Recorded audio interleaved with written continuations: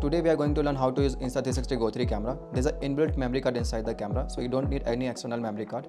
You can start the camera using the side button, the power button. You don't have to start it from the capture this red dot button. It is an emergency start button, so avoid starting it from the top.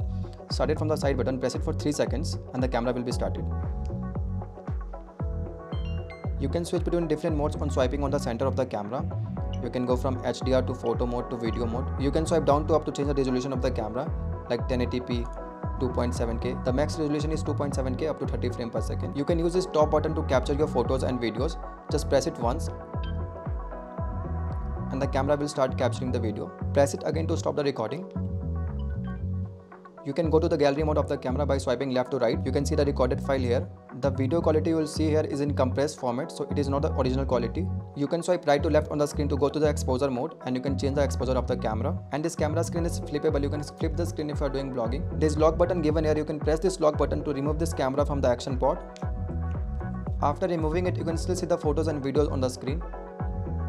This camera is waterproof up to 5 meters, but this action port is not waterproof. There is Type-C slot given on the camera. You can use this slot to charge the camera. You can connect it to the normal mobile charging adapter. So this is all about Insta360 Go 3.